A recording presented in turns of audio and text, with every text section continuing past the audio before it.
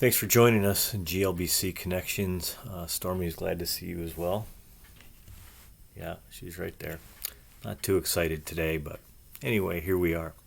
A few years ago, my family and I traveled out west to Denver. We wanted to see the mountains. I hadn't been out there in a lot of years. Patty and Jace had never gone out there, and so we went out.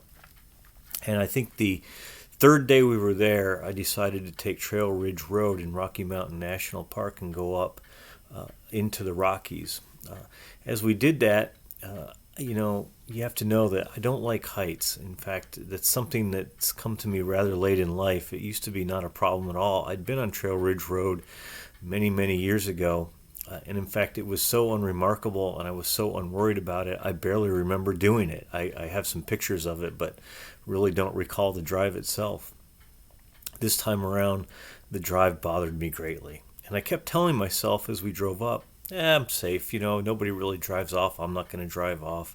There's nothing to worry about. But as we got towards the top and the tree line went away and it's nothing but rocks and sky and mountains all around and every side of the road seemed to roll away from you.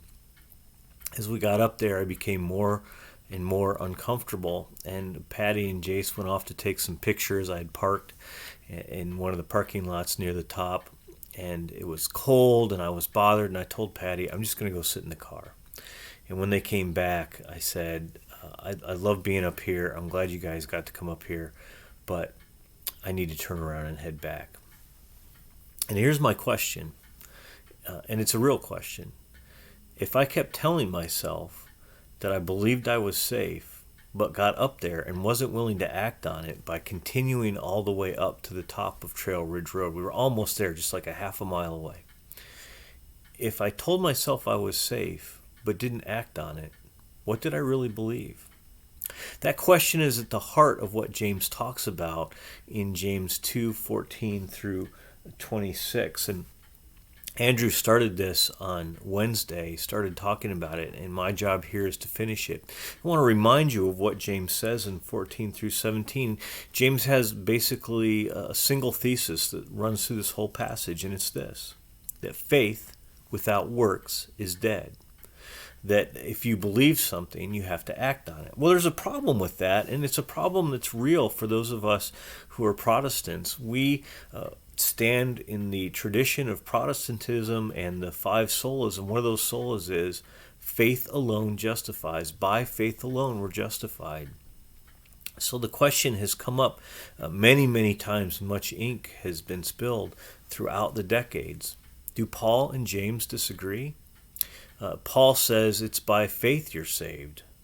Faith alone saves. And that's what we say.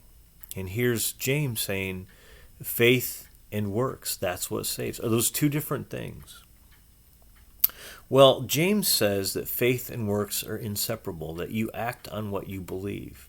Surprisingly, I want to say Paul thinks the same thing. Paul also says faith and works go together. We don't see it quite as clearly because he didn't put them together in the same spot, but they're together nonetheless. We see this in Romans 12. After Romans 1 through 11, Paul has laid out his theology, a theology in which we are sinners, in which we cannot be justified except by God's act and coming to us, and then we have faith in Jesus Christ, and that faith alone saves. But starting in Romans 12, Paul says that faith has implications. And in Romans 12:1 and 2, he says, you should be transformed. Therefore, he says, therefore, be transformed by the renewing of your mind. That is, that faith that we have works itself out then in action, the transformation of action. And Romans 12 through 15 is all about those right actions. So for Paul, faith gets worked out. For James, faith gets worked out. I think they're saying the same thing. I'm not the only one who thinks that. And so what we need to see here then is that faith, if we rightly believe something, we act on it. That's, I think, the problem with me driving to the top of Trail Ridge Road. I said I believed something. I wasn't really willing to act on it. So did I really believe it? I would argue I probably really didn't. I want to say I did, but I think I probably really didn't. No, James says, if you really believe something, if you really believe in Jesus Christ, if you really put your full trust in him, actions follow. That gets lived out in your life. And I think that's true. And I think that's something that Paul says as well. If you really believe something, it gets worked out. It changes your life. You're transformed. There are two mistakes then I think we can make as Christians. The first one is to say that it's by faith alone, that is, only what we believe matters. And so if what we say we believe is all we have, if we have the right doctrine, but we don't put it into practice, both Paul and James would say that is not a right understanding of faith. If you haven't put it into practice, it's not really belief. That's one problem that I do think Christians have once in a while, that we rely just on what we say we believe, and yet when we don't put it into practice, I think we don't really believe it. That's one problem. But there's a second problem, and I think we need to be aware of this one too. And that is thinking that we can add actions to faith. That is reading James and saying, okay, now that I know my faith has to have action that comes with it, now I need to go out and do that action. I think that's not quite right either. That's not what James is really saying. What James is really saying is faith has implications. What you believe will change how you live. You don't have to go out and do things to prove your salvation. You don't have to go out and do things to prove you have faith. Rather, if you have faith, it gets worked out. If I had faith that I was perfectly safe as I drove to the top of Trail Ridge Road, I would have kept driving. Wouldn't even been a question, wouldn't have been anything to talk about. But in the end, I didn't really have faith that I was safe. I wanted to say I was safe. And even now, as I'm sitting here in the comfort of my living room on a flat Michigan, what used to be probably a farm field, I can acknowledge I was safe. But in the moment, I didn't feel safe. My faith didn't get worked out in action. And so it probably wasn't really faith. The same is true of the Christian life. Faith gets worked out in action. Faith changes us and moves us in new directions to love. So a correct way of understanding both Paul and James is simply to say this: what you believe will change what you do. And because we follow Jesus and because we're united with him, if we believe in him, we will follow the Jesus way. And so here's a new way of saying it.